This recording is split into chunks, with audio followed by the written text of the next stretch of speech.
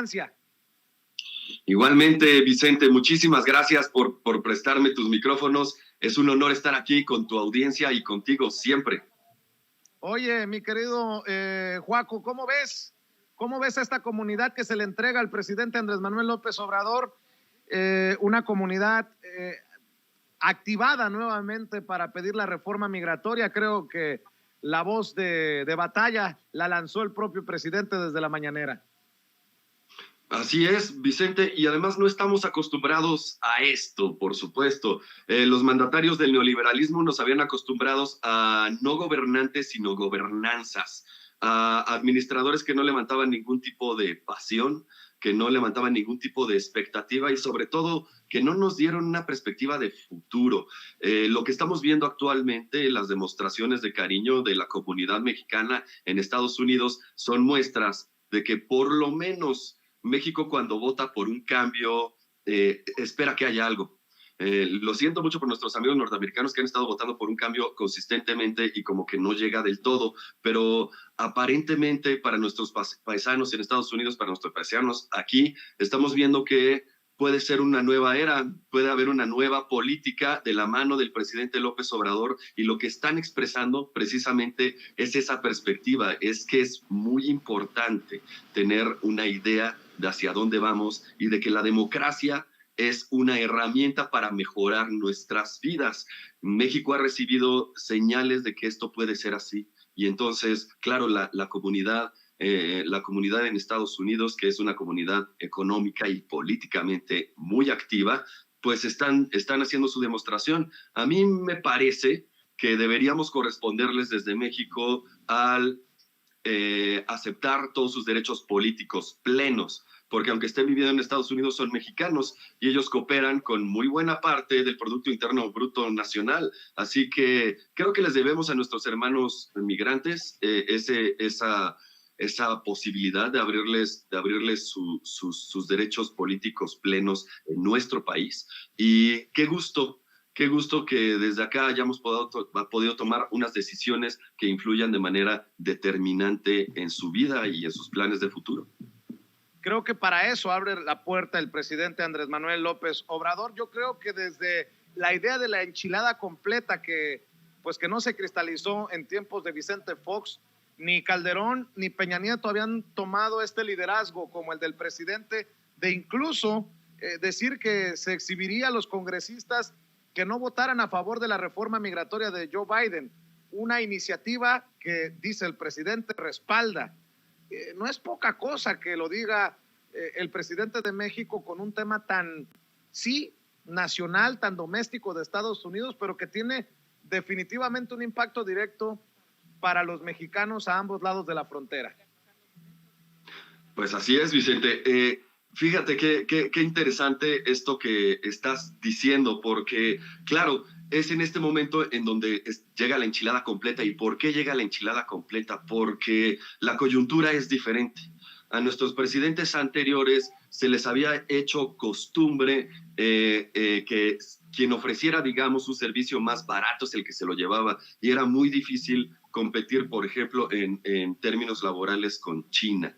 China tiene, en muchos sentidos, un sistema socialista que mantiene una base laboral con un buen nivel de vida. El problema es que si México baja sus salarios a niveles de China, pues nada más nos quedamos con la miseria sin el sistema social que sostenga a nuestros ciudadanos. Y es por eso que muchos de nuestros parientes, de nuestros paisanos, prefieren irse a otros lugares a buscar mejores oportunidades de trabajo. ¿Cuál es la diferencia ahora? El Tratado de Libre Comercio que firmó el presidente López Obrador con el entonces presidente Donald Trump plantea un crecimiento igualitario, que no existe el dumping laboral de este lado de la frontera. Queremos que no nada más que un crecimiento sea sostenido igualitario, sino seguro de las dos partes de la frontera. Estamos en las vísperas de una nueva era para Norteamérica en donde se tiene que consolidar la hegemonía de la región económicamente, militarmente y estratégicamente. Y México, por supuesto, es el socio más importante en esta coyuntura. México es el único que puede ofrecer la renacionalización, la reterritorialización de muchas industrias que hasta ahorita se fueron a Asia. Entonces, para la hegemonía de la región, nuestros trabajadores y nuestro territorio, nuestra industria es muy importante para los tres países. Así es, déjame mostrar imágenes, es un video corto, no sé si tenga audio, mi querido David, pero es la salida de la reunión bilateral entre Justin Trudeau y Andrés Manuel López Obrador, en el que se saludaron frente al mural pintado por Roberto Cueva del Río en 1935. Estas son las imágenes.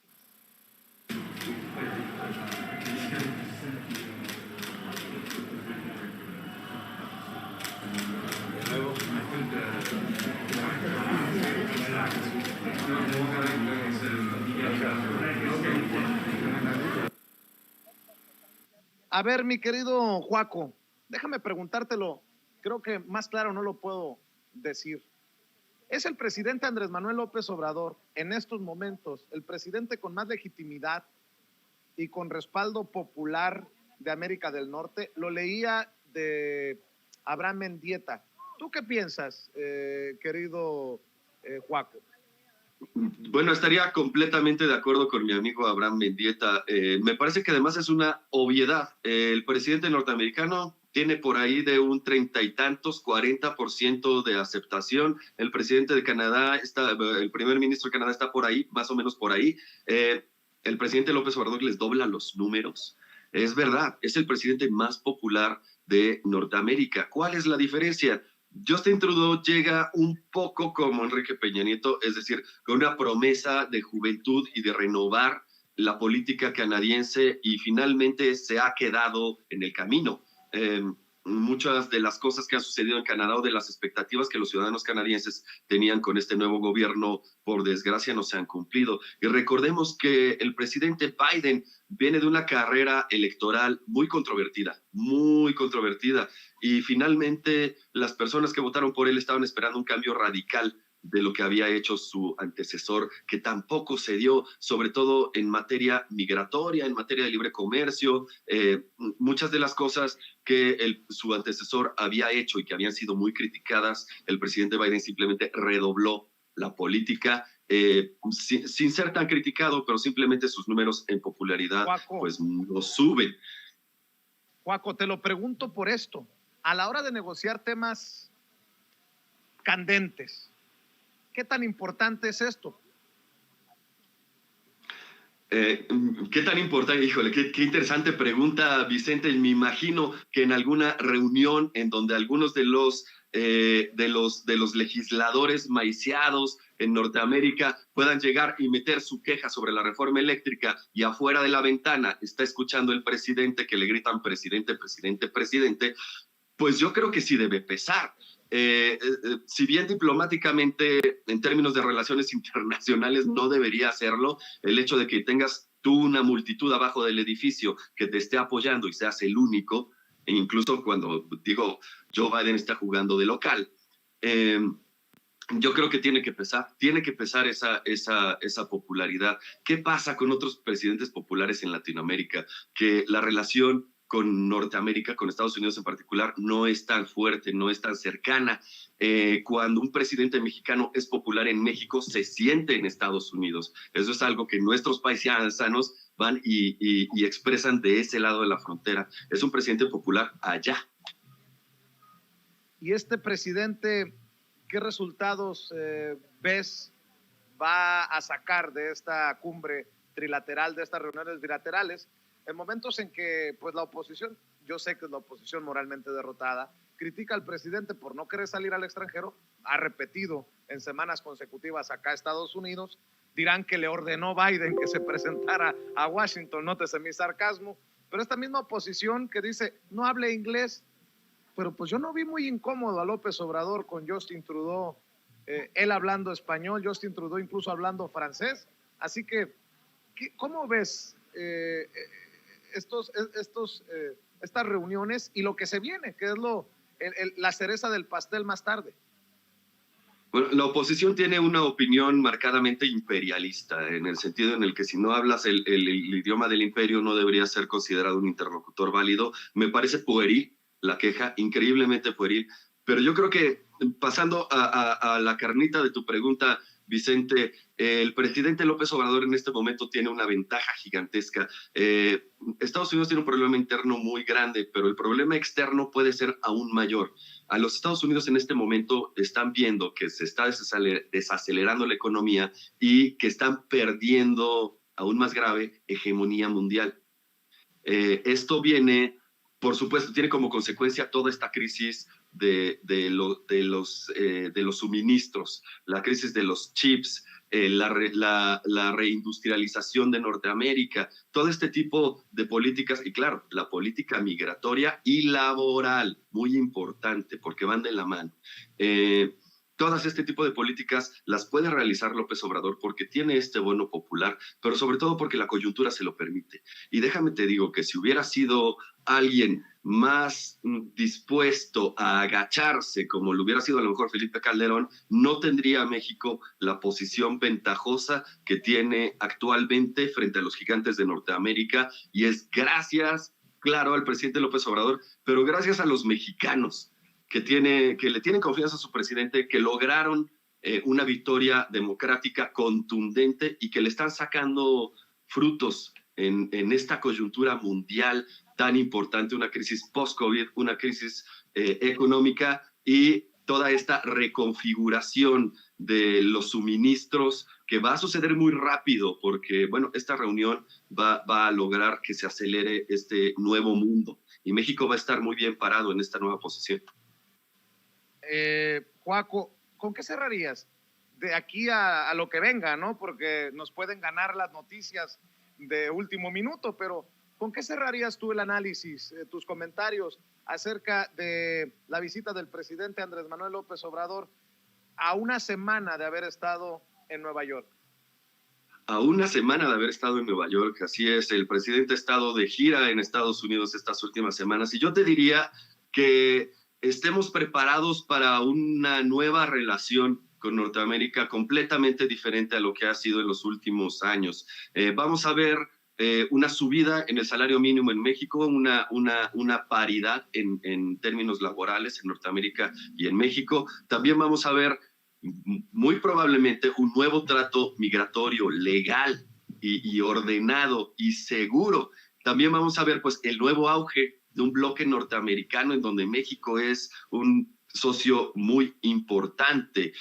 Como dice el doctor Alfredo Jalife, geopolítica es destino, y en el caso de México, la relación con Estados Unidos es un hecho consumado, no nos podemos divorciar, hay cada vez más similitudes que diferencias y cada vez somos pueblos más unidos y creo que vamos a ir por esa vía y donde las relaciones no van a ser más que mejorar. Fíjate, no quiero dejar pasar esta oportunidad porque sabes que te respeto y que te admiro, Joaquín. Fíjate, ojalá, para que entienda la gente lo importante de lo que se está viviendo aquí a las afueras del Instituto de Cultura Mexicano y de lo que se ha vivido desde muy temprano a las afueras de la Casa Blanca. Ojalá que entienda el mensaje Joe Biden. Joe Biden, con crisis en sus encuestas, con crisis de aprobación, pero que si es inteligente, con mucho respeto, a lo mejor tú me vas a decir, estás equivocado, Vicente, pero fíjate nada más, si es inteligente, va a capitalizar en la comunidad mexicanoamericana este cariño, este respaldo, esta solidaridad que tiene el presidente Andrés Manuel López Obrador, hasta para beneficio político electoral de él mismo. ¿O no lo ves así, Joaquín? Fíjate qué aguda observación, Vicente, y tienes toda la razón. Si el presidente Biden, pero sobre todo si el Partido Demócrata Norteamericano tiene la suficiente visión, es suficientemente inteligente, sí deberían poder capitalizar ese bono democrático que tiene López Obrador en su favor electoralmente, como bien dices. Espero que sí. El problema es que de escuchar a los representantes demócratas en México, tú bien sabes que los legisladores en Norteamérica es legal sobornarlos, no le llaman soborno, le llaman cabildeo, lobbying. Entonces, cuando lanzan de repente algunos tipos de críticas, en realidad lo que están esperando es que el presidente los maicee.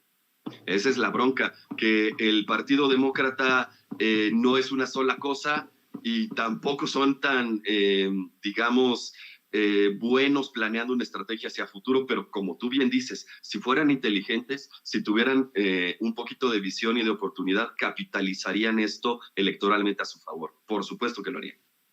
Joaquín Ortega, ¿por qué no cerramos invitando a la gente para que te busque en redes sociales y en tus trincheras? Y yo quiero agradecerte por compartir en estos minutos tu análisis, tus opiniones para la audiencia de Sin Censura en un día importante y en una transmisión para nosotros histórica.